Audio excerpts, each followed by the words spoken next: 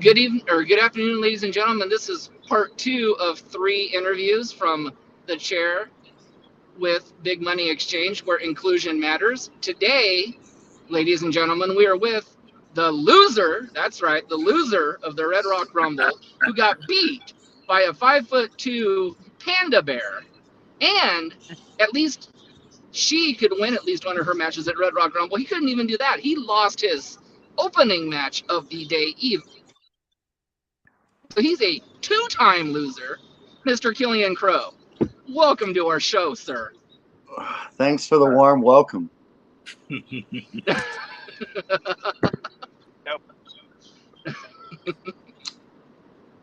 Don't worry, sir. I can send you his address, by the way. Yeah, I'm gonna need that. I'm definitely gonna need that. You know, If you had if you had Big Money's money, maybe you would have won the matches. Fair. All right. Here's talking from a distance. Got to do a virtual chat to talk how you really feel. All right. You know how some people are. Yeah. Guarantee you'd be shaking my hand if I was in front of you right now. You're absolutely right. I respect the hell out of you. You know, you're a parent of a special needs child, as am I. Huh. All right. But you still lost to a woman. Wait. You almost backed up all the way. Come on, you can do it. I swear, I know you can. Sorry. Panda paid me more than Killian did. Well, yeah, that makes sense. You as much as Big Money did with all that fake money he's flashing in front of that camera. Excuse me. Panda's got to throw a lot of money around. That's the only excuse of what she's getting. So. Oh. But what's your excuse, Mr. 6'2" guy that got thrown out by a 5'2" girl? I had to put out several people, and I didn't take her seriously. And notice she threw herself. I didn't even have to do anything, and I almost beat her. You heard her on your show. She's talking about how she barely touched, or I barely touched before her, and she had to tell the ref that, right? Most winners, it's pretty definitive that they won the match. They don't have to tell the ref what happened and talk their way into the win. Just my opinion, you know. I don't know. I don't know. We talked to the owner and booker of CSW the night before Pandemonium's night, and he said she was the clear winner. He's protecting the championships, man. You can't have people like me winning the matches to go get their titles. They're not ready for that. I'll take everything over if I get that shot. Panda's tameable. Panda's controllable, which is exactly why she's getting these spots. She's the easy pick to protect the champion. Yep. Correct me if I'm wrong, too, but didn't Mr. Root say that he was crying backstage after he lost to Panda? Yeah. Yeah. I've seen. Do you still need the tissues? Yeah, I've got some tissues, man. We can send some up your way. I don't need the tissues. I got hands. I'll handle it at the next show.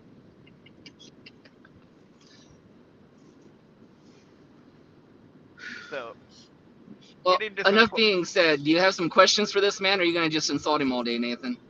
Me? You're the one that started it, so don't be pulling this back on me.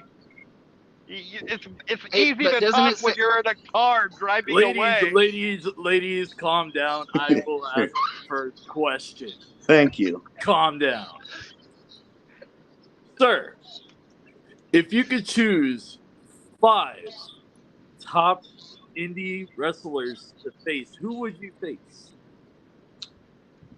That's a good one. We have a really, really broad scene right now. I feel like we're in the middle of a wrestling revolution, so there's a lot of good performers out there. Jacob Fatu will always be at the top of my list.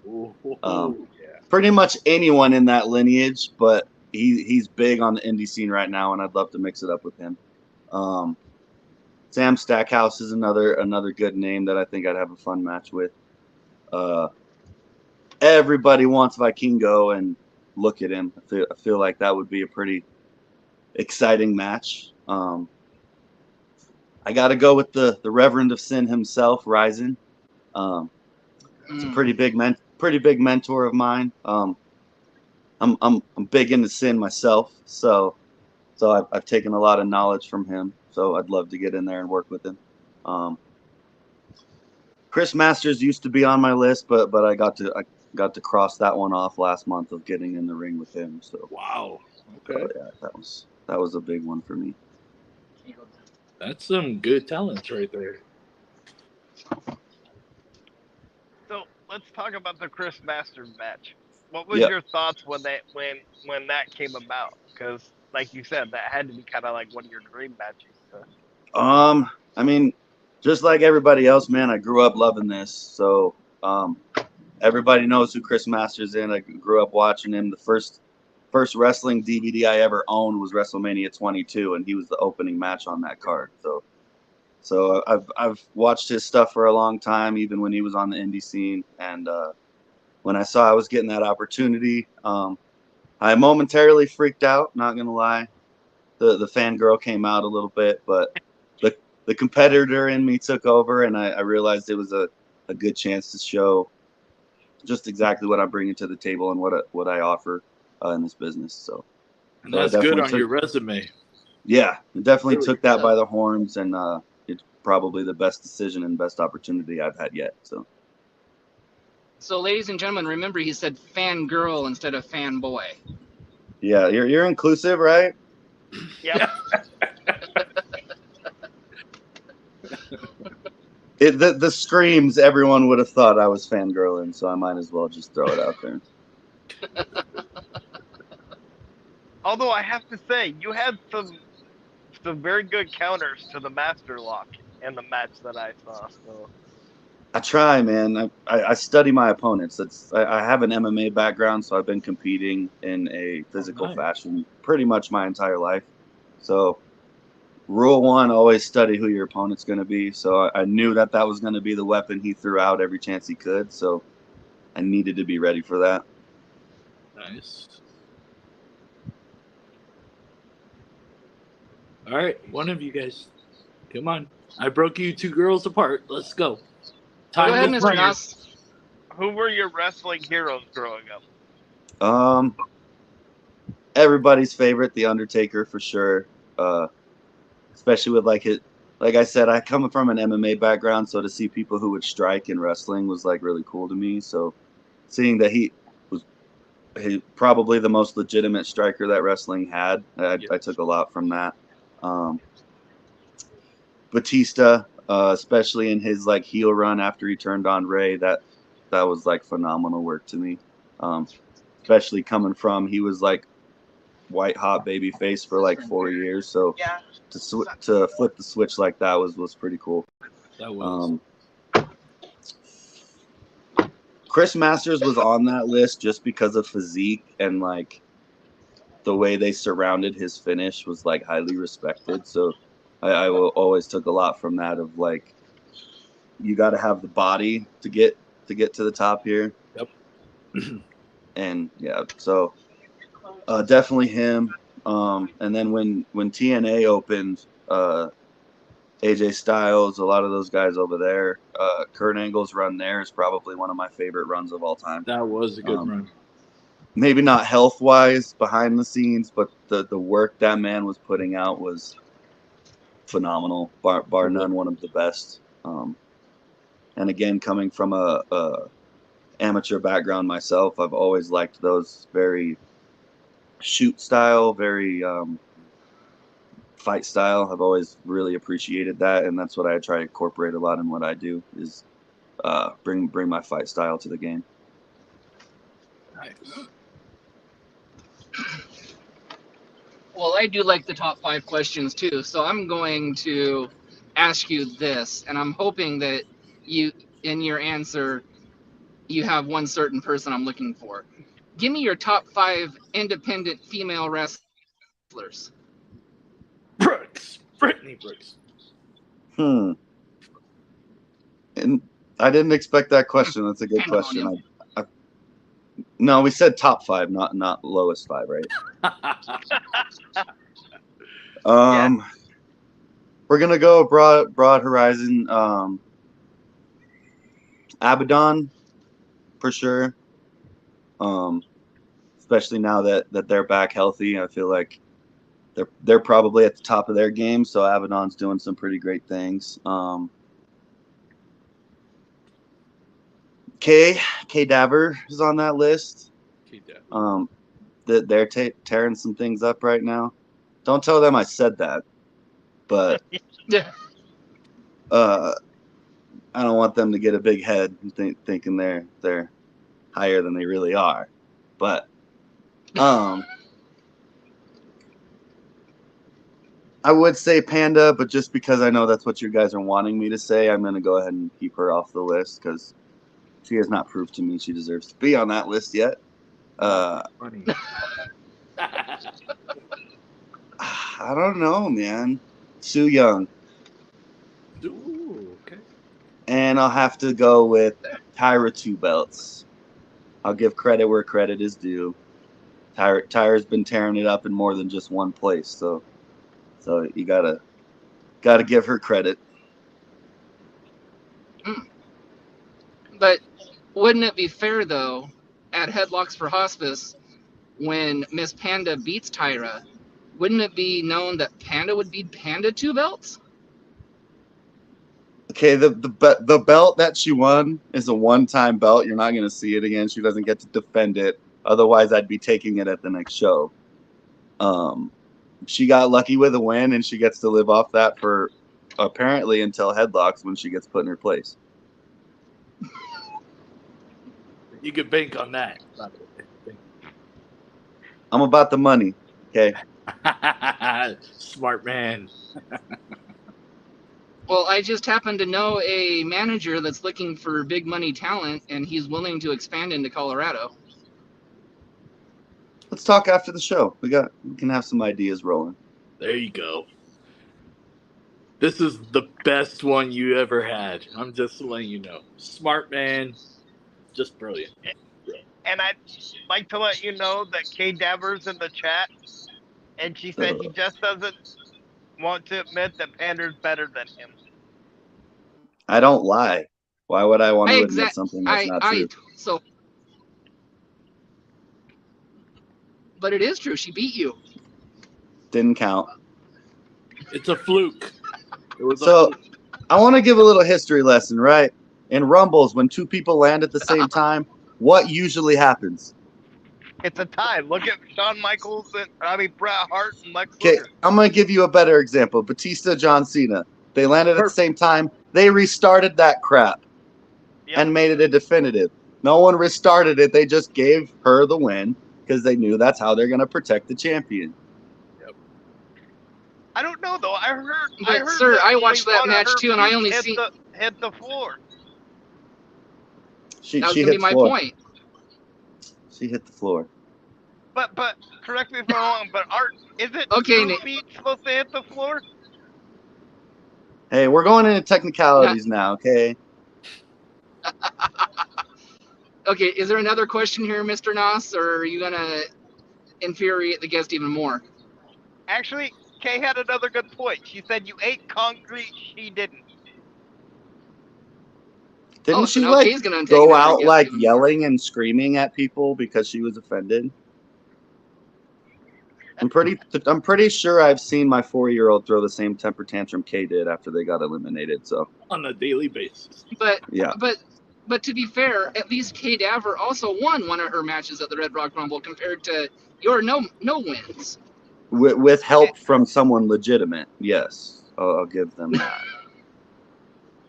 And doesn't she hold a record in the Red Rock Rumble with the 7 eliminations? Again, I'm pretty sure there was people. I wasn't paying attention to anything they were doing. I had other things on my mind, like an opponent that was too scared to show up to the show in general. But I don't know what that record was. I wasn't in there long enough because they saved the best for last, which is why I came in at the end of the match. But I really didn't see much of what was going on before. That's not my. I'm not a curtain jerker. I don't really pay attention to curtain jerking stuff. Big Money, do you have a question?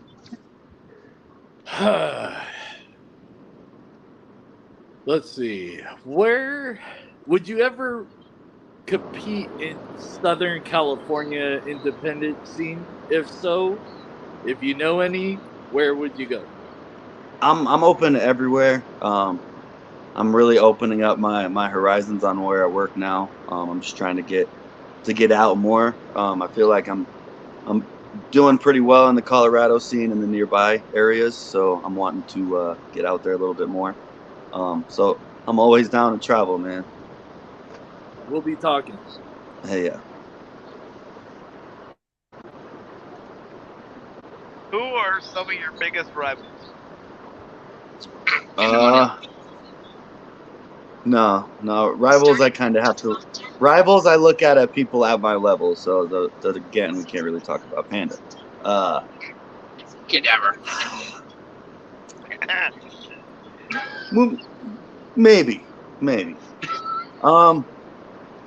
I gotta bring him up, Frenchie. That little twerp has been a thorn in my side for a while now. He keeps beating me in these dang five-man matches. He can't beat me by himself. Every time we've faced each other one-on-one, I've pretty much destroyed him. But he keeps getting lucky with these where I have to pay attention to 4 people coming after me at the same time, and he keeps getting lucky. So I have to involve Frenchie on this list. Marlon Bishop is at the top of that list. Will stay at the top of that list until he mans up and fights me, which, by the looks of it, may be a while considering he has no set. So who knows when that's going to happen. Entire indie scene, me and Sean O'Reilly. I don't know if you've heard of Sean O'Reilly, but he keeps following me to several places, and I've literally had to put him through a table to try to shut him up, and he still tries to keep talking. So we're going to see what happens with that one. I don't really have many rivals. Well, once I get in the ring with people, they usually step down after that. So okay. I was going to include Type 1, but then I remember he had to send his dad to try to fight me, and then his dad didn't even show up. So you can't really include him on that list. This isn't kids' playtime anymore. Before the next question, I have 2 points. One, is it just me? Is there a pattern here with you? So let me understand this. You said Frenchie's shorter than you, and you said Panda's shorter than you. So is it really that they didn't beat you, or is it that you can't beat small people? So I mean that's a pattern, right? So that's number 1. Number 2. So I saw the little video with you and Mr. O'Reilly when you jumped him in the autograph when he was signing his autographs at Battleground Pro. Like really, man, what's that gonna prove, man? The man was just signing his autograph. You gonna jump him? Has to be taken out by like 3 or 4 guys. So I'll touch base on that. I get why you're comprehending that way. Lower brain cells means lower frame of understanding. So I get that. But the thing with Sean O'Reilly is you didn't see all the things leading up to that. He's poking the bear, kept knocking my merch off the table, kept interrupting me with my fans. You know, the ones who, the only reason I'm here is to make money. He started getting in the way of my money, taking from that. So it wasn't about proving anything. I don't need to prove anything to anybody. Everybody knows what I am. It was about putting him in his place, which is exactly what I've done repeatedly. And to touch on the going out, I can't beat little people, right? They keep coming at me in these multi-man matches where it's like all these little cockroaches keep appearing from nowhere. So get a little caught off guard when there's a bunch of midgets basically trying to get me down. Give me these people one-on-one, and I guarantee you that same thing's not going to happen. I don't know. I'd still say Panda's got the advantage, but maybe that's just me. And I'm guessing she paid you to say that. I can No, I did. confirm or deny nothing.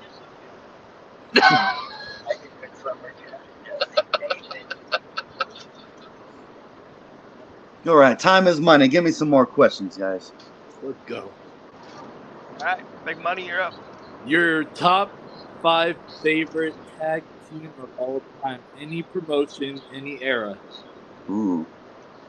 All right, that's a good one. It's gonna be the cliche answer, but they're probably the best in the world. The Usos. The Usos are the shit. Just their logic behind everything they do is always framed around the goal of the tag team. So they're definitely when you see them work by themselves, it's like watching different people wrestle. That's how much they dive into their tag team work. So I definitely appreciate that. Team 3D was always good. The Dudleys. At pretty much every match they were in, they'd always kind of give you a little bit of a wow factor. No matter which company they were in. I feel like Dudley shined a little bit, or Devon shined a little bit more in the WWE, where Bubba shined a little bit more on like TNA and stuff. Yep. But as a tag team, they're definitely like top 5 of all time. The Hardys for sure. I was definitely a Hardy kid, jumping off stuff I wasn't supposed to. So, Hardys for life. And rated RKO, honestly. Wow. Yeah, I was always a big fan of Edge and Randy, so when they paired them together, that was money right there. That was.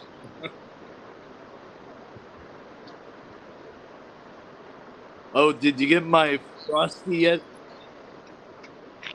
The what? He's trying to get somebody to get him a Frosty and drive it up to him. How much training do you do, like, a day to stay at the level that you're at? Lifting wise, I'm in the gym constantly. Luckily, I live at a place that has like the gym in the building, so I try to hit that at least 2 times a day. Nutrition has to be on point because you can work out as much as you want. If you're eating like crap, your body's gonna stay like crap. So it's more about what I'm putting into my body than what I'm putting out of it at the end of the day. Training wise in the ring, it needs to be more. A lot of people try to do at least once a week. I try to do more. I know life gets in the way. People have kids. People have families. So here and there, it's okay. And I'm one that can be better about that. Especially now that I'm trying to take this to the next level. Like, the goal of this is never to stay the same, right? It's always to get better and go to the next level. So I need to be putting more work in to get to that higher level. But man, it's not just about discipline in this game. It's about, you got to keep the passion. If you don't love what you're doing, you're gonna get hurt. So I love what I'm doing, man. I've been wanting to do this since I was 4 years old. So it's kind of a cakewalk that I get to do it as often as I'm doing it now. Good answer. Very good answer. Have you ever wrestled out of the U.S.? Not yet. That's the goal. There's some things in the works within the next year. I should be in Canada and hopefully Mexico. So we're definitely hitting the road to further my horizons than outside just the 50 for sure. Good. Funny, he didn't say China. Someday. You know, Tony, I'm surprised you don't have pandemonium like on a banner above your head in that car. Oh, It's crazy. Everyone's been looking for her one fan, and here you are. That's crazy. Oh, We should take a screenshot of this. You know I've got a banner name. I mean, No, I meant like literally like above your head in the car. Why not just get the tattoo, man? Everybody's doing it. Right across your forehead. Since they're in the chat, I have to ask this question. When we had Kay Dabber on the podcast, she said she's been wanting to get a match with you. Would that be something that you would be interested in? If the money's there, I'm always down. I'm not like Marlon Bishop. I don't back out of fights. If you book the match, I will work that match.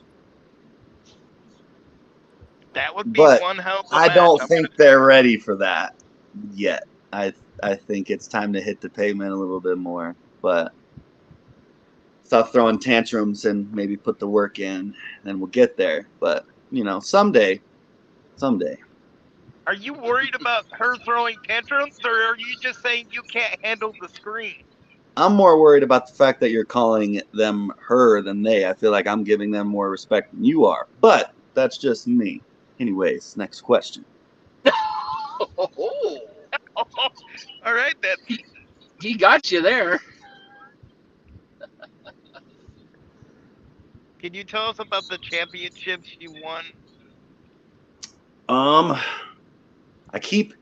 People keep protecting those belts, man. I feel like everybody chooses. It seems like everybody's choosing it. Did you ever see Rocky 3, right? When Clubber Lang came to the building and Mickey kept picking all the fights for Rocky because they wanted to keep him protected because it looked good.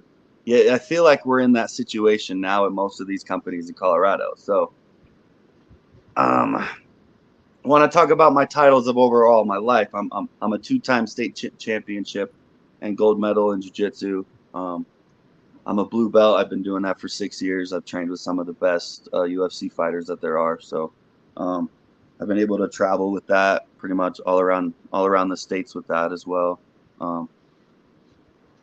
I'm still working on my first gold in wrestling though, and it's coming quick. You can only dodge me so long. So This guy's big money talent right here. thank you. Yeah, I mean, it's. Did they even pick you for that 6-way that the winner gets? I am the provider. I don't think they put you in that match, did they? No. So the issue was this stuff with Marlon was supposed to happen, right? It was booked. He was talking all that crap back to me. We're supposed to have that match. So they thought I was busy dealing with another problem we've been having. Now that he's not showing up, they don't know. They didn't know what to do. But I got my eyes on a particular person that I need to bring down a level or two. Let's just say this person just got back from a shoulder injury, and it's time I put him back where he belongs. Interesting. Interesting. Go ahead with your question, or is it mine? It's your question. It's yours. You're it's sniffing mine. that money too much. You lose where you're going, huh? I really do. That's all I'm thinking is this guy needs to join Big Money Exchange because this guy. Well, he already said he would talk to you after the show there, Big Money, so let's just... Because you got a smart man in the show, finally. Everybody else... It's like a dog with a bone, man. You give him a little bit, he takes the whole... When it comes to money, I'm bringing it in, man. It's only natural. So was there a question there, Big Money, or are you just going to show your money all day? Isn't that my job? To embarrass you guys and... I feel like that's their job to embarrass themselves, but... They're doing a damn good job of it. Yeah, Anyways, if you were to choose any of the big promotions, which one and who would your very first match be against? Oh man, that's tough because, like I said, I'm down to go anywhere. As long as I'm doing what I love, I really don't care where it's at. So any of the top big ones, whether it's NWA, AEW, Impact, WWE, wherever it is, as long as I'm competing at a top level, I really don't care where it's at. If I could dream, everybody's dream's the Dub, right? Yeah. Everybody wants to go there. As far as people working there, I can't even comprehend a short list of people that I'd want to work there because everybody in all those rosters are top of the line people, best in the world. So take your pick, man. I mean, Austin Theory, just because everything he's doing is crisp right now. Seth Rollins, because again, everything he does is money. Anybody, man, you get me there. I don't care who it's with.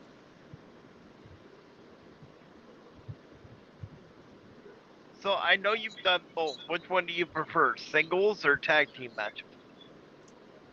Singles. I feel like it gives me more opportunity to show what I can do. Tag's great. I've been pretty successful in some tag matches as well. So, like I said, as long as I'm doing this, doing what I love, doing what I've always wanted to do, the details are just details, man. It's icing on the cake. Yep. Yes, sir. Is it my turn or is it Tony's turn? Yeah. Go ahead, Big. Go ahead. Go, Big Money. Now, God, I had my question, and then all of a sudden I looked at Benjamin, and now I lost. Is it just me, or does his money look fake? Like, seriously, it looks like Monopoly money or something you'd find, like... No? You know how Just me? long About as fake No. as... Yeah, maybe. No. as fake as Panda's victory over him. Well, no. So you don't want to say that because her win was fake. So you'd be saying that your money's fake. So you're right. I wouldn't go there. So it's been confirmed. Thank you, Big Buddy. I'm glad you... Edit that. Edit. Okay, but if you agree with his confirmation, you're also saying Panda's win was a fluke. So yeah, go ahead. Go agree with him. No. You can't say it's fake when the woman has a belt. I don't see a belt on your shoulder, so... I don't see one on yours either. I didn't claim there would be one on mine. I do my work by talking, and do it pretty well, thank you. Talking yourself in a hole, maybe. Yeah, I'm a good crawler. I can get out. If you're a Panda fan, you gotta be. She's usually crawling for the dirt, so.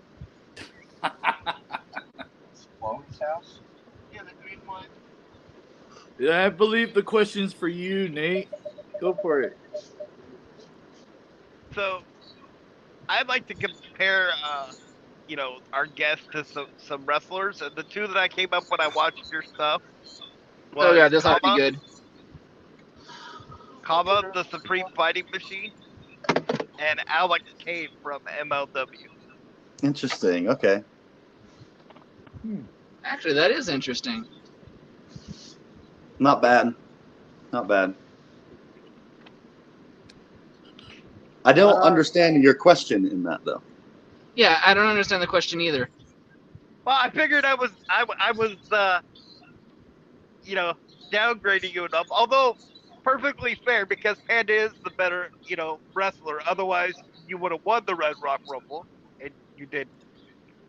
So I figured I'd throw you a bone here or there, You're one of those smart marks, aren't you? One of those people that sit on the couch and watch wrestling and think you know what's behind the scenes, huh? It's entertaining, man. I'll give it to you. This is like you're a comedian. I got it. Okay. All right. Thank you. I'm glad you think I'm smart. I can go to. I didn't say that. I didn't say smart. I said you're funny. No, you said I was a smart mark. Therefore, the word "smart" was in the sentence. So I'm taking it. Look up what that means and tell me that's a compliment, buddy. Okay, so is there a question here, Nathan, or are you just gonna let your guest keep burying you? He ain't burying me. Well, I guess if you won't ask, then I guess I will. Actually, no, never mind. Go ahead. You ask a question. So besides Chris Masters, have you ever wrestled anybody from the WWE or AEW or any of the major promotions? I've worked with Ring of Honor Sledge before. Me and him had a pretty good few matches. I haven't got to work a lot of the bigger guys yet. Like I said, Chris Masters was that first opportunity that got put in front of me that I was able to knock out of the park. So my inbox has definitely been a lot more full lately after that match. Like I said, I've never been in the ring with Ryzen, but I've been involved in some things with him. I was a manager before I was a wrestler, so I've worked both alongside him and on opposite ends of him. So this is why I like him. I've been surrounded by greatness for a long time, so I'm just now getting the chance to show mine. Well, that's good. What's the scariest injury you have ever occurred in the business? I got knocked unconscious and dislocated my jaw. I didn't wake up until I was back behind the curtain, and this was on like a televised match of a show I was on at the time. So Wow. it was about 3 minutes in on a 10-minute match, and I got knocked out. And like I said, I didn't wake up until I was in the back, kind of freaking out, not knowing what happened. My jaw was completely dislocated. So that one was pretty scary. My kids were at that match too, so that one was like it was pretty traumatic for everybody involved. I separated my shoulder in a match. I speared a guy so hard that my shoulder literally separated itself from my body. That one was pretty nasty too. But other than that, I feel like I've been pretty graced. I haven't really had too many injuries. I've kept myself safe. I'm always loose. I'm always ready to go when the bell rings. So good. Much respect. Thank you. Yes, sir. Can you tell us how your ring name came to be? I'm big into the Norse stuff.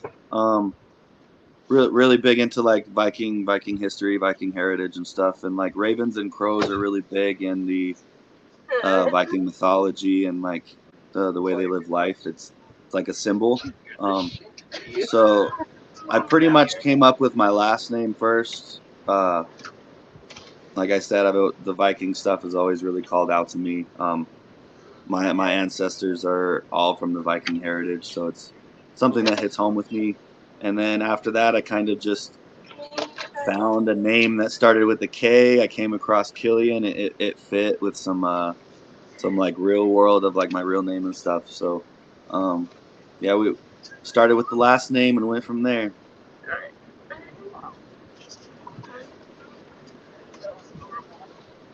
Well, you said you were a manager, so what are your top 5 managers of all time? Oh man. See, I would put you, but I don't feel like I know you enough yet. So don't take any disrespect for not being on this list. But Paul Heyman, obviously. Everything he touches is gold most of the time. Everything he touches is gold.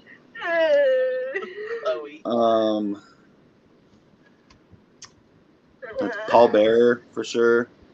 Bobby Heenan. Man, when Ric Flair got to his manager role, like for Evolution, bro, that was gold. Yeah.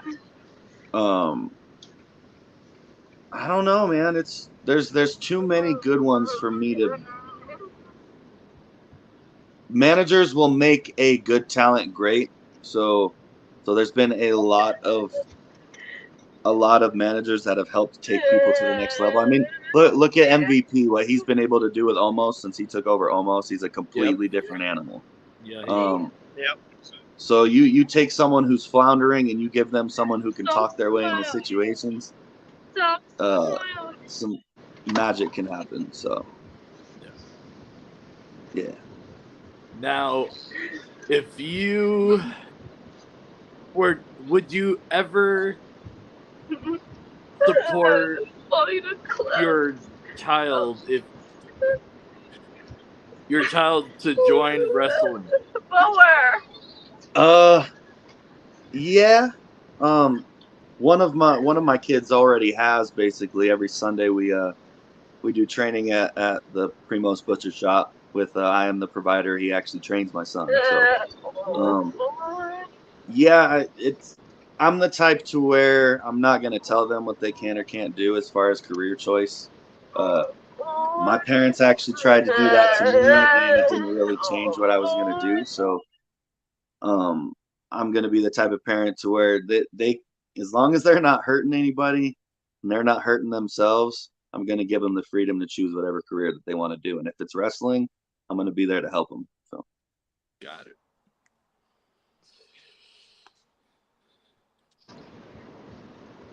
My favorite snack is potato chips. What's your favorite snack and why? my favorite snack, Rhea Ripley. Oh wait, no. I think Kay Deborah would approve. Yeah, very I much think so. everybody would approve, but I don't know, man. I'm big on Doritos, cliche stuff, popcorn. Dill. You throw me a dill pickle, I'm a happy guy. I don't know, man. Don't get me started on snacks. I'll start to lose the progress I've made.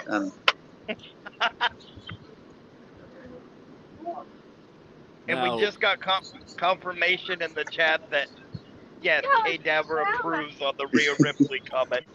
Yeah, I figured. I knew she would. I know our guests, dude. That's why that's why I do what I do.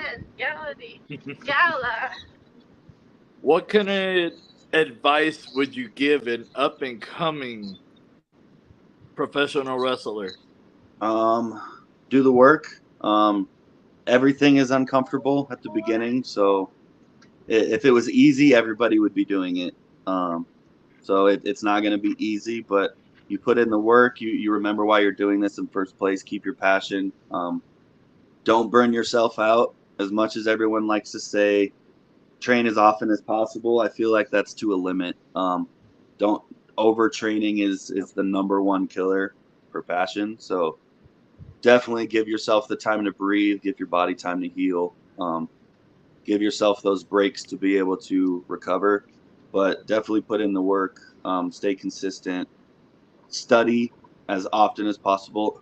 Everyone makes fun of me because I'm constantly watching wrestling, but I'm not just watching it as a fan anymore. You're I'm like studying. breaking down every little thing that people are doing in matches now. So I'm constantly studying. I'm constantly trying to learn and trying to further myself in this because I feel like that's the only way to get better is if it's really the only thing that is on my mind. That's why I'm studying Paul Heyman every Monday and Fridays. Yeah. Well, now every Friday, but yeah. Yeah. So that kind of goes into my next question. Is it hard if you do want to sit down and watch it as like just a fan to do that now that you're in the business without picking apart? It definitely changes the perspective, for sure. Because like knowing more about what goes into a match now than just being like, oh, that was a cool move. So I definitely can't just sit back and like when I see someone do something wrong, I notice it now. If that makes sense, I didn't. If someone like botches a move or they're not in the right place, that maybe I wouldn't have noticed before. I notice that stuff now. So if anything, I'm more critical of a fan now,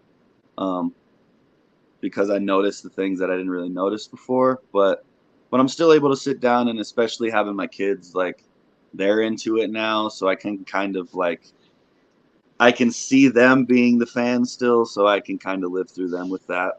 But I don't know, man. On the big pay-per-views, I still get into it. Like WrestleMania, I was still, jumping for certain parts and freaking out for others. So like, I still get into it. It's just definitely a different perspective now. Now, you earlier said you fought in UFC or MMA, right? You do that? I kind of gave it up as a so that's another thing, like kind of like wrestling, where if you're gonna do it, you really got to focus on it. Gotcha. So when I decided to make the switch over to wrestling, I kind of 100% gave everything to wrestling, if that makes sense. So I didn't really have time to do the MMA stuff. Luckily at our training facility for Primos, it's actually also inside of an MMA facility, so excuse me. So I still get my option to like do my rolls, and like I still really work on my striking as much as possible, but I'm not really like full on going blow for blow with people anymore because I don't really need to, if that makes sense. Yeah. I'm going to ask another question. So, because I own the podcast now, I can ask more questions. What made you go from MMA to professional wrestling? I don't know, that's a long story. I feel like I said, I've been a fan of wrestling since I was about 4, which I've been a fan of MMA for almost about as long. I was right when the UFC was really starting to take off. So it was kind of a new thing that people hadn't been seeing.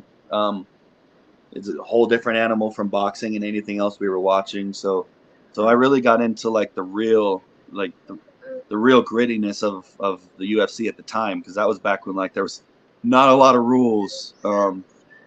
It was like it's just a fight, and there's no holding back on anything that they were doing. So that was really different from everything else we were getting.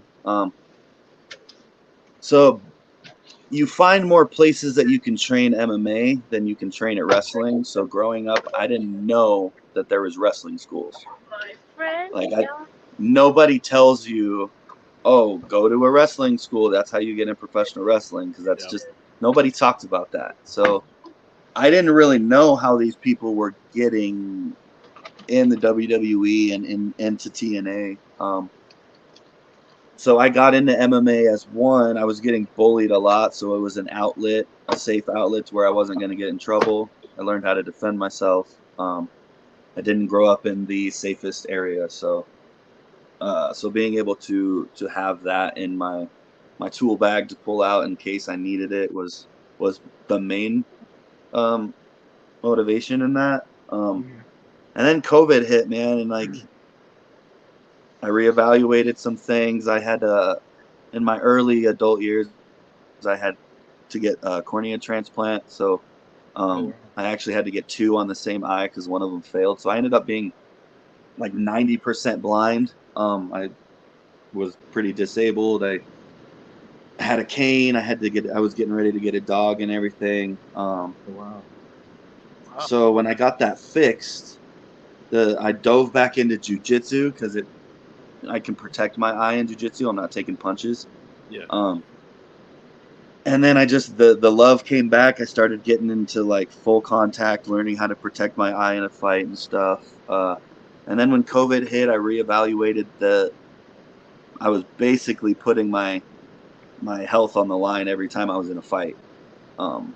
Because I take one good right to the eye and it's not coming back. So that wasn't really a risk I was okay with taking anymore from my own life and from my family. I just didn't feel like that was a safe option for me anymore. And then I had some extra money from COVID like everybody else did, and I happened to come across an ad because I had started watching wrestling constantly again that showed me a nearby school here, and I dove all in. I went and got a tryout. I started training like 6 days a week after that, which goes back to that thing I told you, burning yourself out. Yep. Trying to run a car with no gas usually ends bad. So, but yeah, it was a safer option. I can protect my eye a little bit more in this. I can still get that competitive edge out of me because I've been doing that my whole life. So I don't feel like it's something I can just stop doing, if that makes sense. I'm pretty competitive in every aspect, so I feel like I would be a pretty unpleasant person if I didn't have a competitive outlet anymore. So it gives me options to compete. It also gives me options to make money and compete more frequently, because in MMA, I might get 1, maybe 2 fights a year. Training camps are really long, really excruciating. Basically, I get 2 options to make money, and then the rest of the time I'm trying to figure out what to do. So wrestling gives me that option. I can travel. I can earn sometimes 3-4 paydays in one weekend if I set my schedule right. So being able to have the option to travel and make money while competing more often was also a huge bonus for me. Beautiful. So kind of playing off of that, was there any skills that like transferred over from MMA to wrestling that kind of surprised you? You know, because everybody knows about the obvious ones. But Yeah. So what actually I expected there to be things that roll over. What surprised me was the things that I needed to change. So like the way I threw my punches, although you want them to look the same, they can't be the same. Otherwise, I'm going to be murdering everybody I get in the ring with. So, being able to learn how to change everything that I had learned basically was probably the biggest hurdle I had at first. Is everything I was doing when I would go to take somebody down, I wasn't working with them. I was taking them down, putting them down. Like they didn't really leave an option to work. So, learning how to pull back was probably my biggest hurdle. But yeah, like you said, the obvious things do carry over. Once I learned how to pull back, the strikes are there. The submissions were actually some of the same. Getting to certain holds was very easy to figure out. I did a lot of collegiate wrestling, so learning how the pins are completely different, things like that. But there's always the cardio was a huge benefit of mine. Because jiu-jitsu, you have to have murder for cardio. So, and in a wrestling match, you have to have hella cardio too. So that was probably the best thing I had coming into this was I didn't get tired very easily. I was able to push through a little bit more than a lot of people were. Nice. Let's see.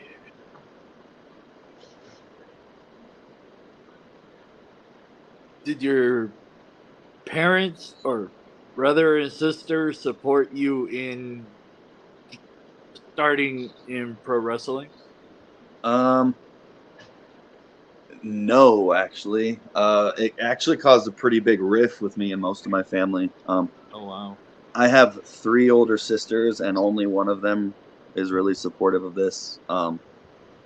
My mom has been pretty supportive of it, but she's in another state, so we don't really it's very distant contact. But no, I was pretty lone in this, other than my significant other has always been super supportive of this. So that was always basically the only person I had going into this with that support was her. Your support system.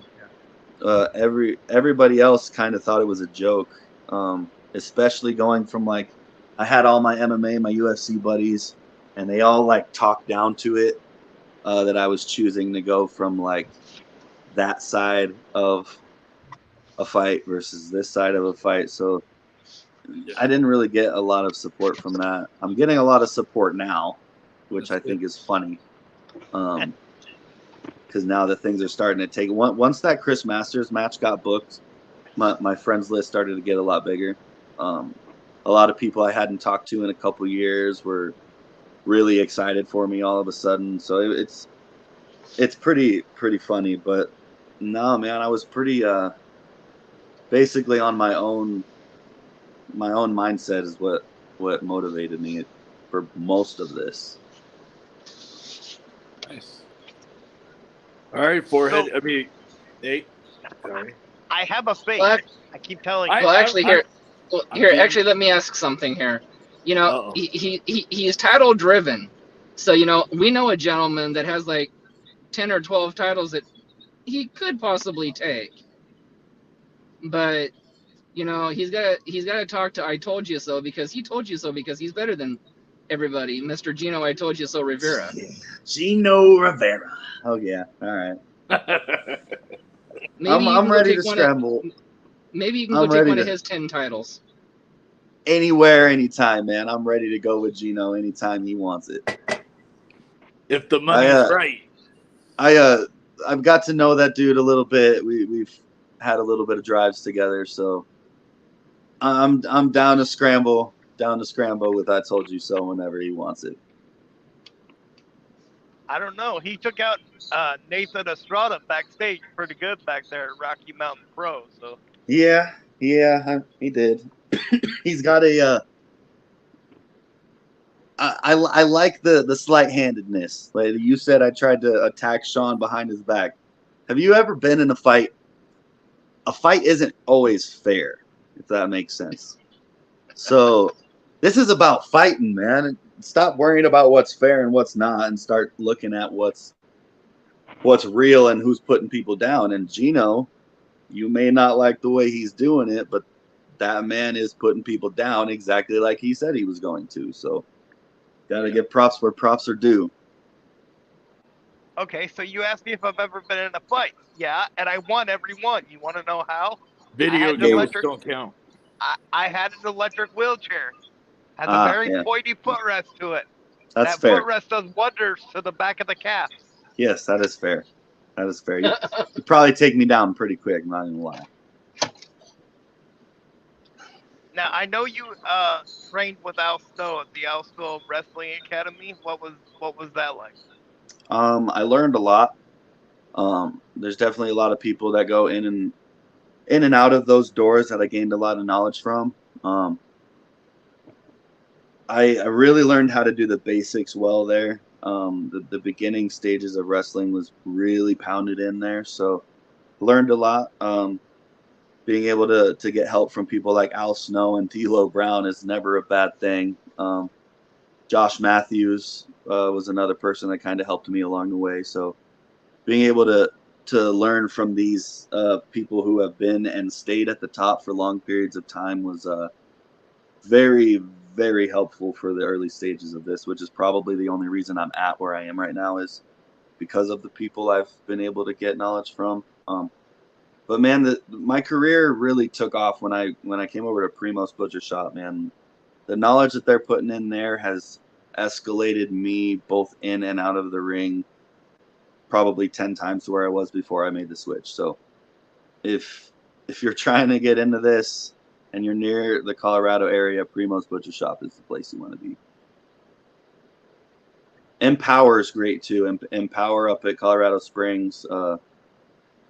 Damien's doing some pretty good training down there too. So there's really good options depending on your location for sure.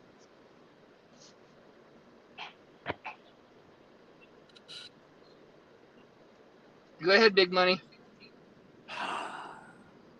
Always throwing questions. Well, you can't just sniff your money the whole interview. Why not? Okay. If you knew how good money smelled, you wouldn't be saying that. Well, that's true. You know. Just saying. Wow. Besides where you wrestle at, have you ever been any of the 50 states? Yeah, I've wrestled in Vegas. I've wrestled in Wyoming. I've wrestled in Kansas. I've done some work in Arizona. I've jumped around a little bit when I can. Vegas was probably my favorite so far of out-of-state stuff. Versus Krowe is. Yep. Okay. Yeah. Versus Pro is a really, really great opportunity, and I cannot wait to get back out there. One of my old coaches, Severino Corrente, is actually based out of Versus Pro now. So he was my very first match ever. So I would really love to go out to Vegas and show him what I'm doing now. So if that opportunity ever comes, Versus Pro, Severino Corrente versus Killian Krowe, let's do that. I'll be making calls. Thank you. How about, I'm going to ask another one because he said versus Sean Black. Do you know him? Yeah, believe he was on the card that I was out there. I got to watch him a little bit. I'm not too familiar with this stuff, but the more my horizons get broadened, the more people I'm learning about and being able to see their work. So he's definitely one I'm going to be looking more into for sure. So, hey Nathan, not really a question, but a little comment. You realize that Big Money and Killian form a deal. Remember, part of the deal with Mr. Big Money was anybody from Big Money Exchange can co-host at any time. Yes. You realize you sound like a robot right now, right? Okay, it's not just me. Is that my It's not just me. Okay, thank you. Hey, I'm sorry, I'm driving. I'm mobile, guys.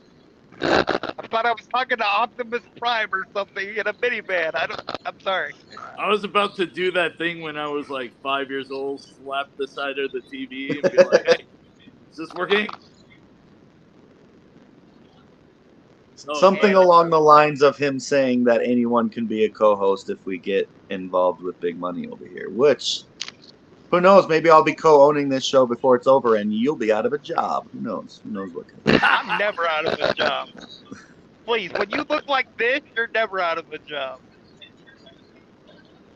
That's fair. Comedy, people do need to laugh. True. So, all right, who's got more? Ezra Tinker in the chat says you're killing it, Killian. Well, thank you. Urza does well herself, so. Yeah.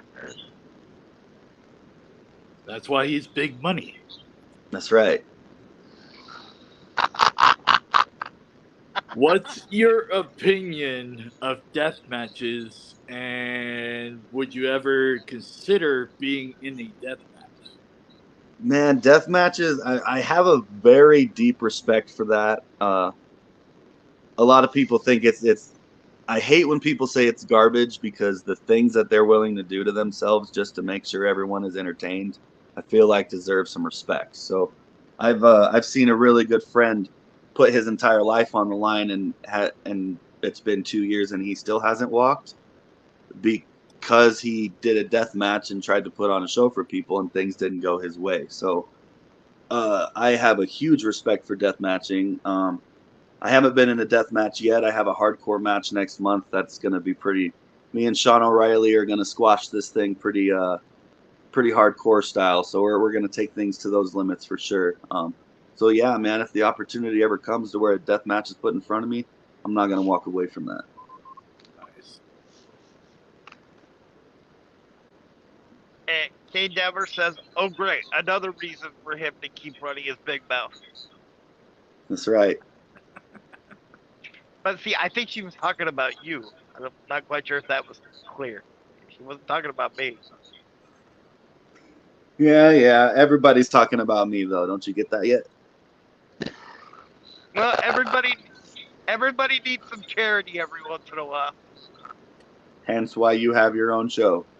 No, I have my own show because I'm the best podcaster in the business. That's just fact. Ah, all right. But calm down, Terminator. Oh man.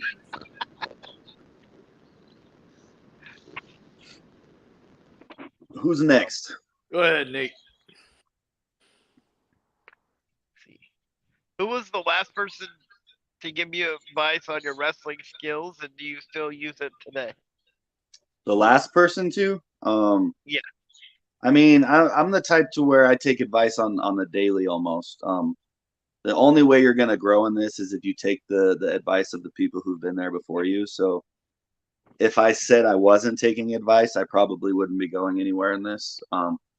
But man, as often as I can get advice, I'll take it. And Chris Masters gives me advice constantly now. After the match, he's been really helpful. I'll send him my matches. He'll give me advices and critiques on every match that I have. So that's definitely making me grow. I don't like to be the one to put my own matches together just because I feel like I can grow when I have another person helping me with that. So I always take my advice from my coaches. Like I said, that's the only way you're going to grow in this is if you can take advice. Otherwise, you're not really learning anything. And if you can do a super kick and actually hit.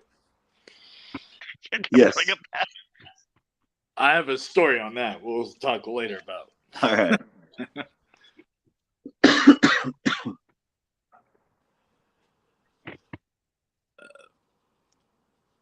Trying to think of a good question now. All these questions that we're going through is all like, okay, now what?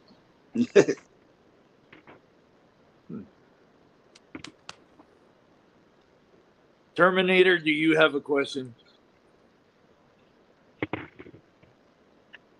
See, now he's not talking. Yeah, he has us on mute. Yep, no. Okay. No. I can hear you. You can hear me too. Oh, yeah, we can hear you.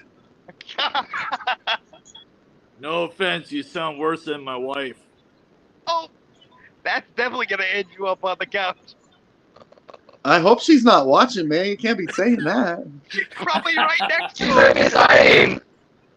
I got the finger. I don't know if that means thumbs up or I'm number one. He's a braver man than I would be, I'll tell you that. Sheesh. I mean, I hope Just you wait got until we big go money. You're off going to have the to get a air. hotel I'm in. room.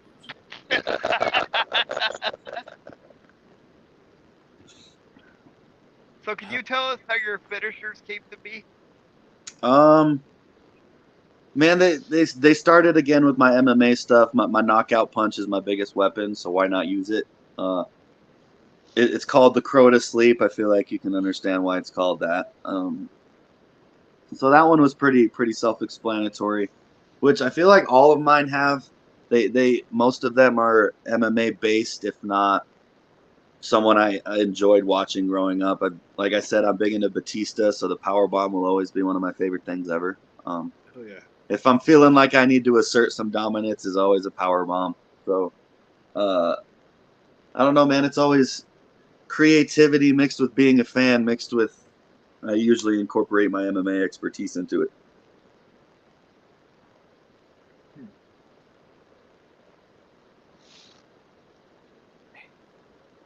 Why is it always my turn and I run out of questions? Damn it.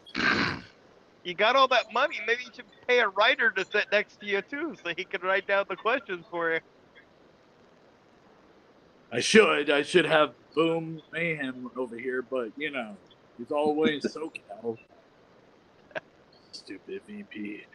Anyways. Have you ever been in a faction group in your career? Yeah. I was in a group called the Monster Family at Primos for a while. I seem to be the last one standing since the rest of that family has seemed to make some poor decisions and not to be around anymore. Lately, me and Caleb Crush have been forming a pretty good duo that we're going to be taking to the streets here soon. So keep an eye out for Killian, Krowe, and Caleb Crush. We're going to we got some damage coming. But nah, man, with people like me, factions are difficult because everybody wants to be on my level and not everybody can be. So factions usually don't work out. Well, now I gotta go talk to Boom about this.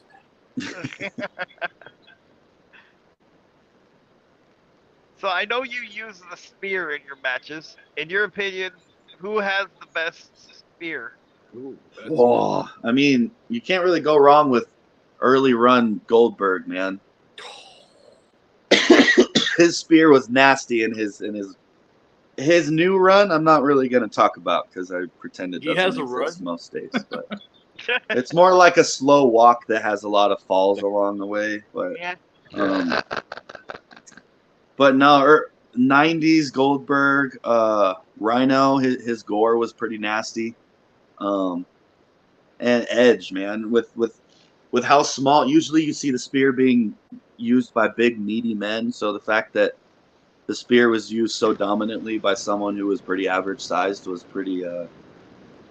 It added a cool effect to it because he looked like he was tearing people in half when he really shouldn't have been. Yeah. And at least he had like the cool thing with him too. He had the long hair too, so like every time he hit it, he did like the hair flip back thing and made it like. Yeah, the long hair I feel like just added to it.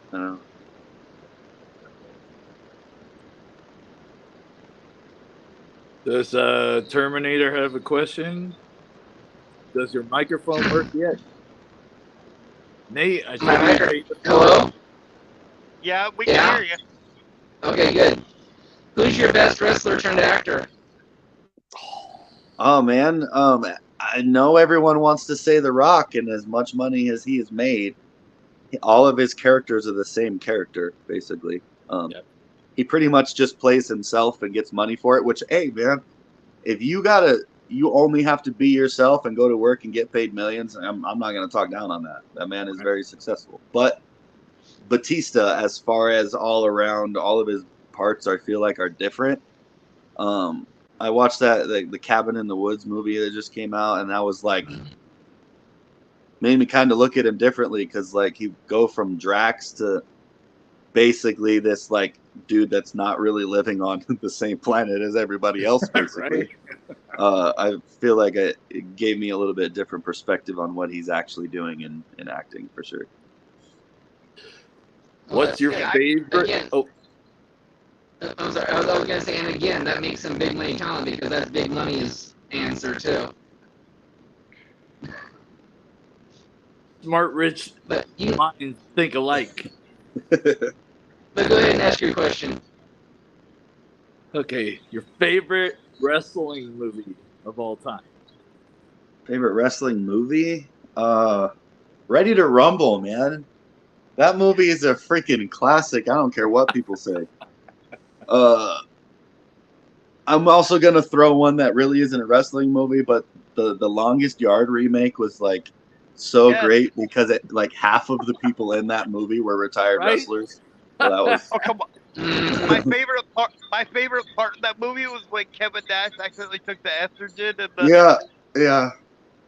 And then you literally see the Great Khali, which nobody knew who he was at the time, and you're like, hey, he should be a wrestler. And then 2 weeks later, he became a wrestler. Yep.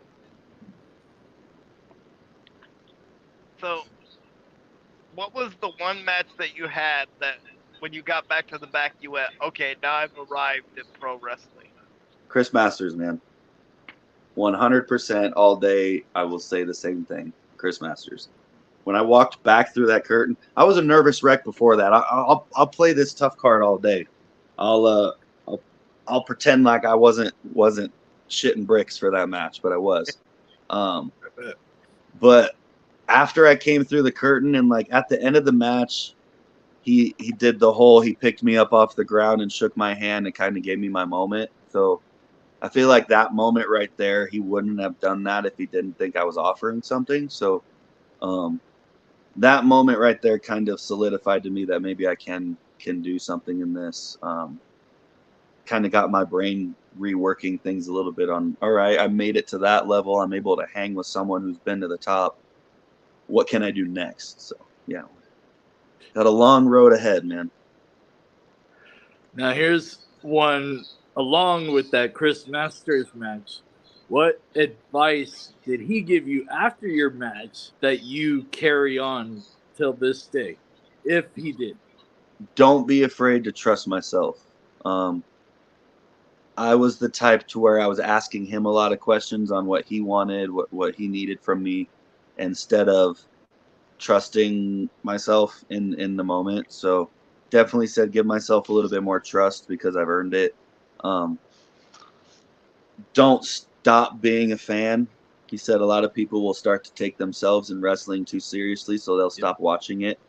And the moment that happens, their work usually goes to crap. So definitely stay a fan, stay in tune with what's happening in wrestling so you can be adapting with what's being bought, basically. You don't want to be something that they're not really interested in, so kind of got to pay attention to what people are interested in too and kind of roll with that. So, yeah. True. If you could book one match in any era, what would it be? Why and who would you put over? Like any two people together? Yeah. Oh man. That's a tough one. There's a lot of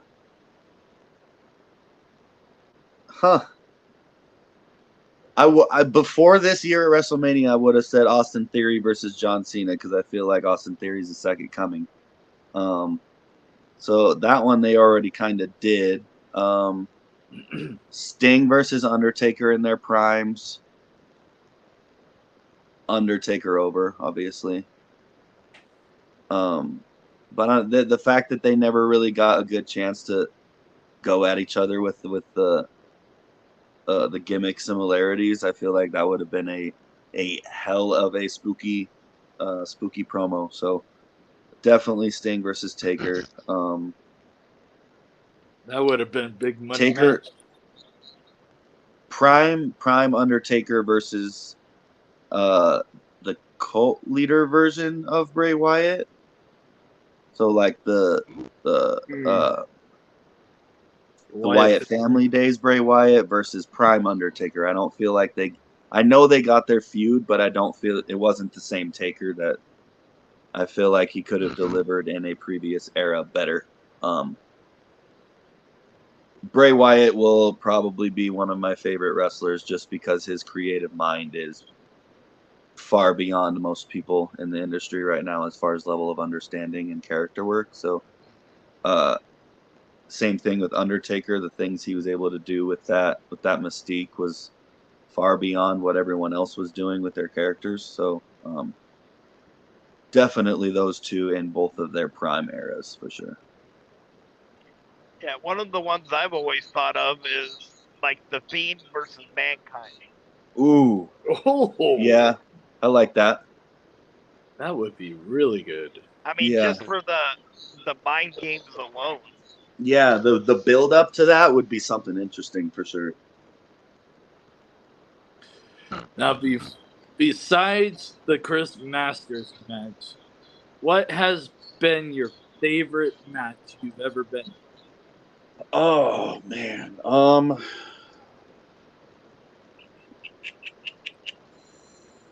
Type 1 was a very fun person to work. You won't hear me say a lot of good things about that kid, but that was a fun match to work.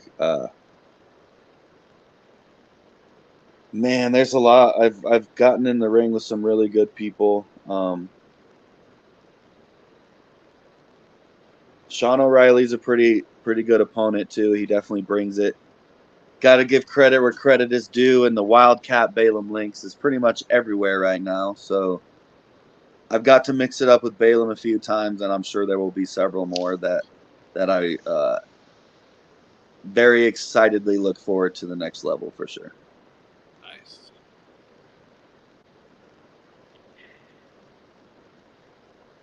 Okay, so Kay Devers says she has to head out. She wants us to have a good night, but not you, Killian.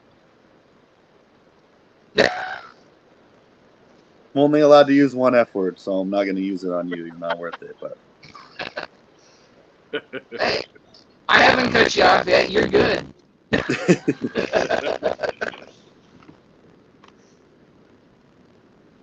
So, what is the best advice anybody's given you professionally or personally, and do you still use that advice today? Like I said, man, I'm trying to take advice almost on the daily. Like I said, Master said, trust yourself. I have a tendency to have imposter syndrome when I'm doing this, so the fact that I'm getting to do what I've wanted to do literally my entire life kind of puts me beside myself sometimes. So reminding myself that I'm supposed to be here, trust myself and what I'm bringing to the table. Don't be afraid to look funny, basically. Don't take yourself too seriously. And that's not something I ever got. That's not something someone told me personally, but like I used to study Kurt Angle a lot, and that's one thing he was best known for. Of he wasn't afraid to look silly, right? Even though he's probably can beat up anybody that he was in the ring with, besides maybe Brock. If he wanted to have his way with people, he could have. But the fact that he was able to joke around with himself and kind of not afraid to have people laugh at him at the same time while being a monster was something I feel like I've always taken in, not just in like the entertainment stuff that I do, but in like real life. I'm not afraid to have people laughing at me because I'm good, you know. Here's a question. From WWE, what is your dream match that who would you face? Who would I face? And what kind of match? What kind of match? I mean, Brock Lesnar's a living legend, so I'm always going to say put me in a match with him. a lot of the stuff that I've done in the ring has been similar to his, just because when he came back, he had that MMA thing to him. He was already a monster in his first round, but when he came back, it was something completely different while still being just as dominant, if not more dominant. So I would definitely love to get in there with Brock. Bray Wyatt, just because I feel like the mind games going into that would be really fun to work with. Seth Rollins, because I feel like the promos we could cut against each other would be fun. The man pretty much has something to say for everything, which you can see most of the time so do I. So I feel like we could definitely have some fun going off the wall with some stuff for sure. But yeah, always cliche answers, man. Like I said, everybody there is top tier. So I just want to get to the level to where I'm sharing the ring with these people, and it really doesn't matter who or what it is, you know.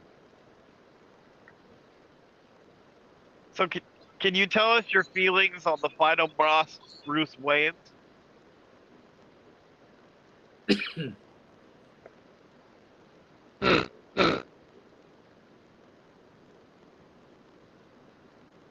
Okay. Did we lose him? I think he froze. Yep, I think he froze. Oh, I thought you scared him there for a minute. I thought he was just selling it for. We'll keep it going. As soon as our guest comes back, we'll continue our interview with Mr. Killian and Krowe. Yeah. Ladies and gentlemen, I am not normally like this, but it is just so easy to do this. All right, let me let him in. Does it sound like a robot?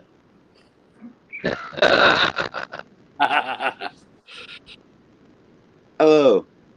Hello. There he is. He's back. Sorry, I don't know what happened, but we're back. It's okay. At least he doesn't sound like a robot when he comes back. Can you give us your thoughts on the final boss, Bruce Wayne?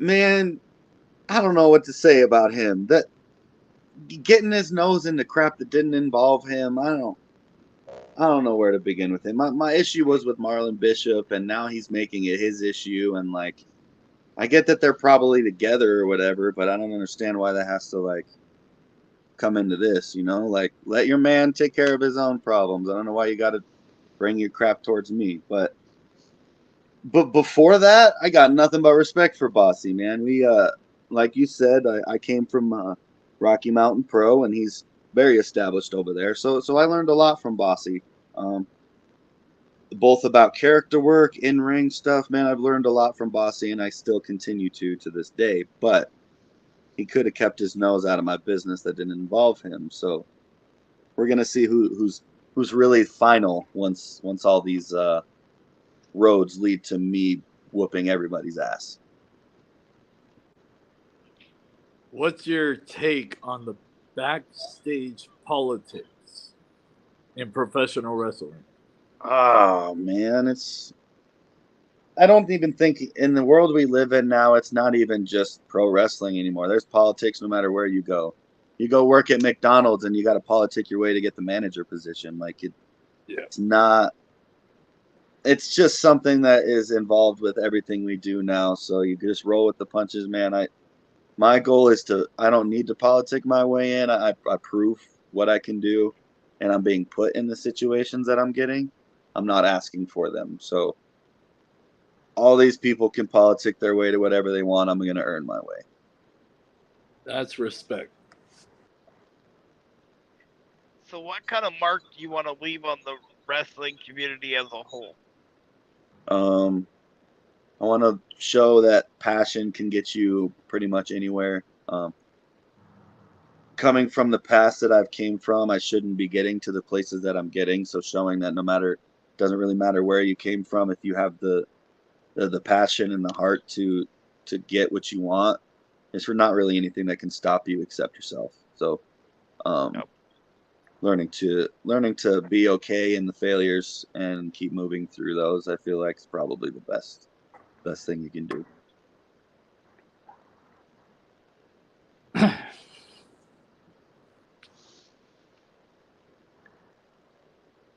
You're up, Big Money. You're up. Oh, I'm always up. Why?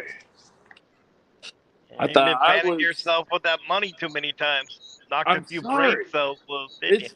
It's way more beautiful than that forehead of yours. So Fair. This is true. Thank you.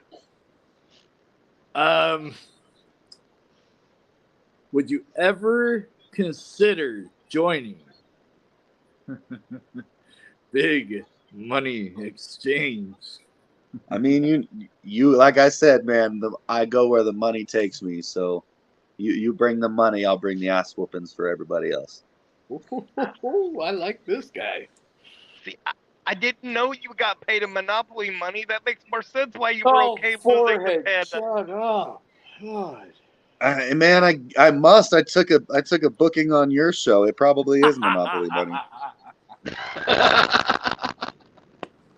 No, I only pay in real money. Yeah. Oh, look, he got one of those little replica belts. You get, like the little tiny ones for kids. Oh. Wow. Yeah, that's how I feel right now. Can I hit him with this? You can try. You can go. You're gonna break your phone, but man, definitely give it a shot. I don't. Yeah. Yeah. All right.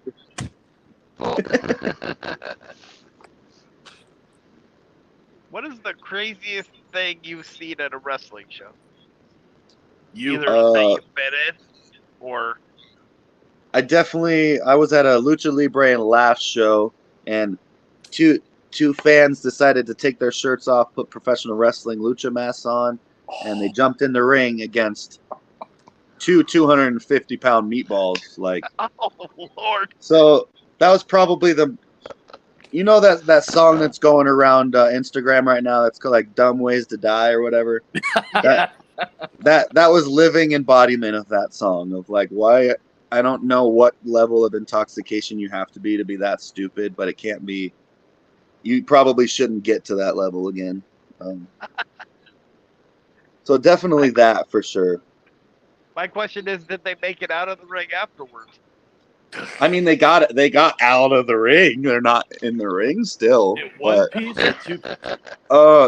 They definitely didn't walk out on their own accord.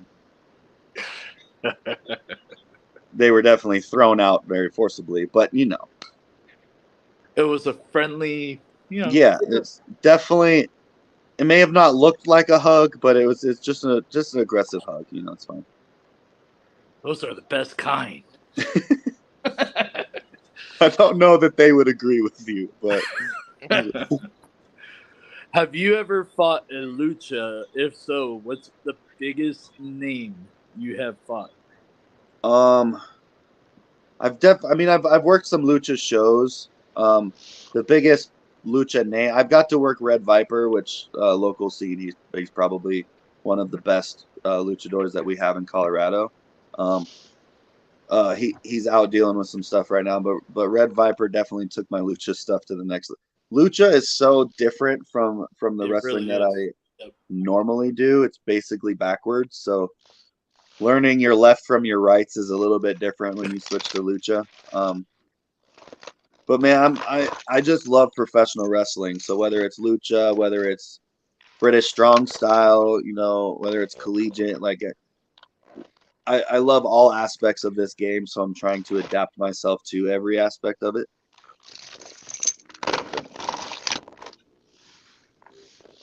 Hey, tone it down up there. Unless if you got my Frosty. I've been out in the car the entire time. They're all inside eating. So. But that's dedication to this podcast. I could have went inside and ended this, but I didn't. I stayed in here to hang out with y'all. And it sounds like the Terminator. Yes. We get it. You'll be back or something. I don't.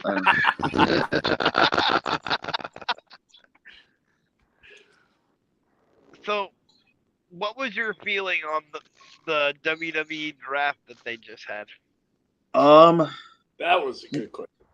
I was really excited going into it because, like, I've always enjoyed the brand split. It gives different stories. You know, like I've just always enjoyed when Monday's separate from Friday. So I thought that's what they were going back to, and like, but they drafted everybody together. Like, it's supposed to mix.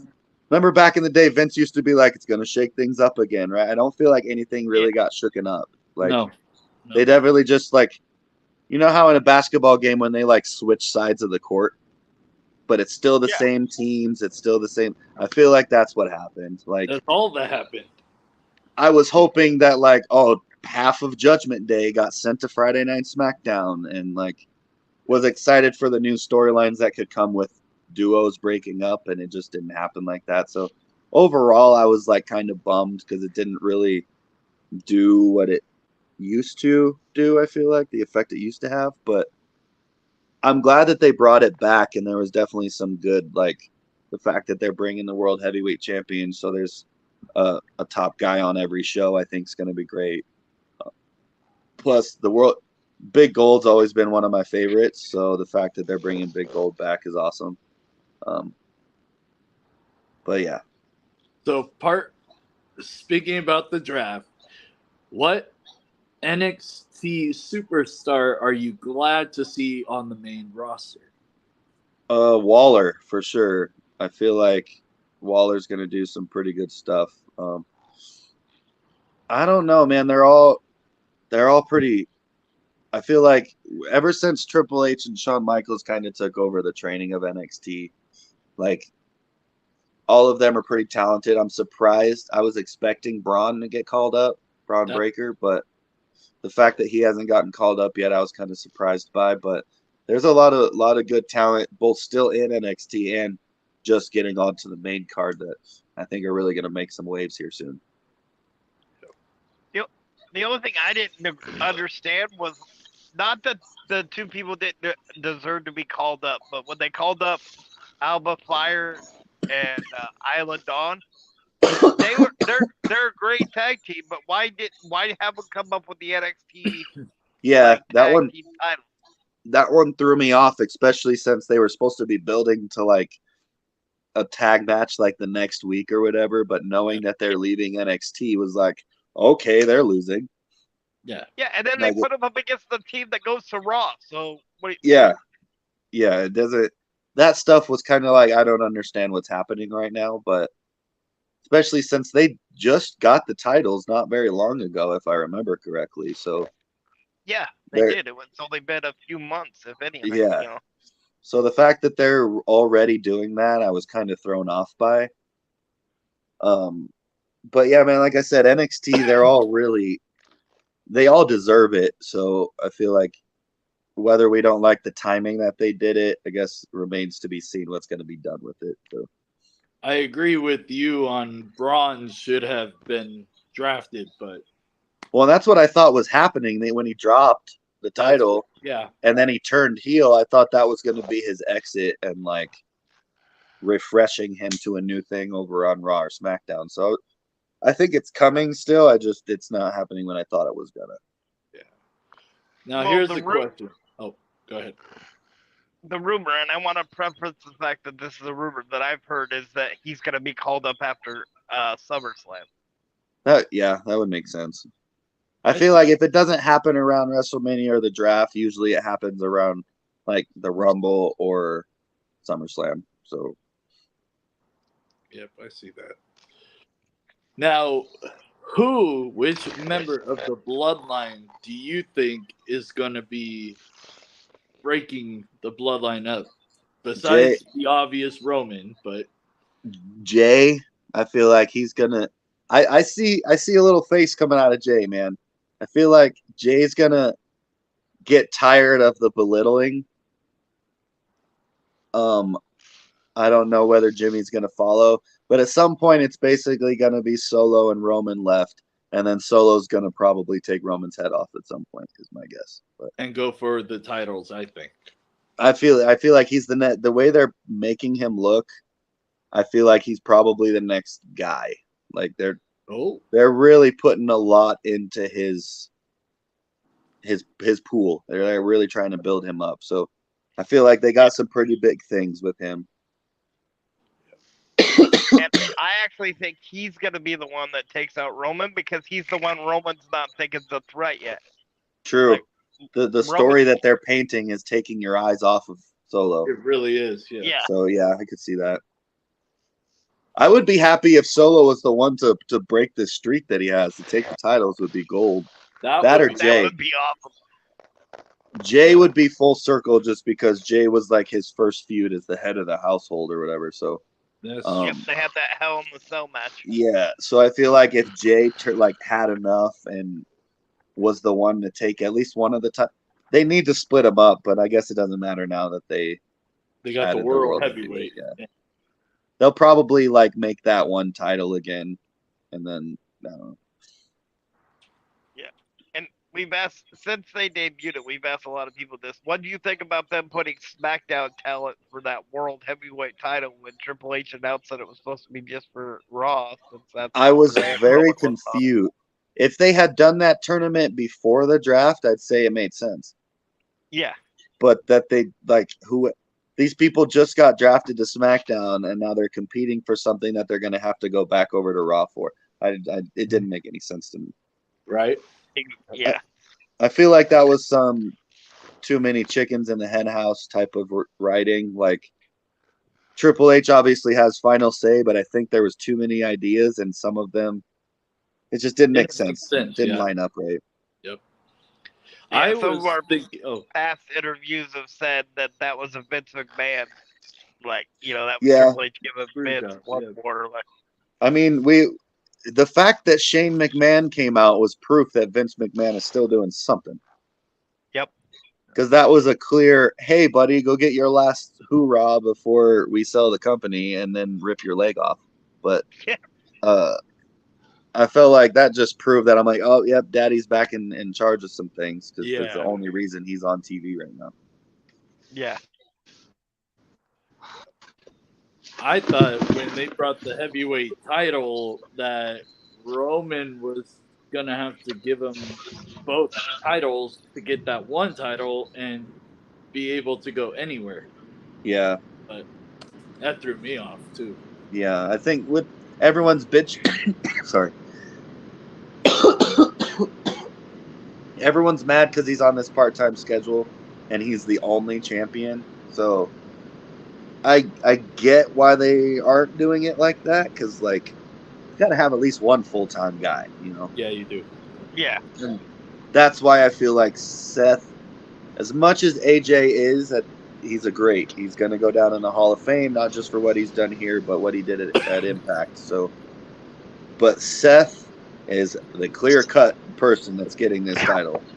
I agree. And I agree. Because he's a full-time guy, he's there every week, he's there every show, and whether he's the last person to go in, generally he's the main event just by crowd reaction. Yep. The way he can control a crowd to literally sing his song for 8 minutes without doing anything, right, proves that he deserves to get something. So. I sing the song while I'm watching it. Bro, I listen to their songs when I work out, and half of me still has to catch myself woeing when I'm doing a set. So, well, that's the last of our questions. Do you have anything you want to promote or anything before? Keeping track on Batter Up. Like I said, there's a certain individual who just got back from injury that is going after the Reverend of Sin. So I think I got some things to say about Mr. Jack Dillon. But just keep an eye on everything, man. The Colorado scene is doing some crazy things right now. So whether it's CSW, Primos, CWC, or whatever you're looking for, man, there's a lot of good talent, a lot of good work coming out of Colorado right now. So it looks like Big Money Exchange needs to pay a little visit to Colorado. I think so. I think you're gonna find some big money talent over here, man. Well, we want to thank you very much for coming on, and if please come back again, and we can do this again. Once they put me in there and I can show you exactly how beneath me Panda is, I think I'll be back. I'm expecting a different headline though, one that shows some respect, but Well, I mean, if you win the match, you might get a different headline. He did win the match, but whatever. Yeah. Who has the belt and who tasted concrete, as Kate Dever said. Thank you. We'll see. Well, here, really quick before we go, I'll show you the Oh true my God, banner you could talk. for the true runner of the Red Rock Rumble. This was for Panda. Welcome to. I can't. Sorry, like I told you, man, we have some tissues over here if you need them. You make me want I to think drink. this Is all was I a gotta typo. say. Hold on, let me hit my screen. You make me want to drink. Just saying. But anyways, like Mr. Nas said, it's been a pleasure. Yes, sir. We'll see you guys again. Definitely keep in touch, sir. Yes, sir. Thank you, guys. I can send you Killian's Facebook so you guys can talk. I don't. Yeah. Unless you, I'll get you in touch with him and then he can give you his socials. How about that? Sounds good. Cool. All right. Would you mind me talking to promoters out there in Southern California and bringing your ass over there? I am down. You let me know when and I'll be there, man. I'm ready. I got you. Let's go. All right. Well, again, we thank you so much. Again, ladies and gentlemen, I don't know how I mean, this was all character for us. Much love to you, Killian. Much love to you. Take care, guys. You too. Thanks, guys.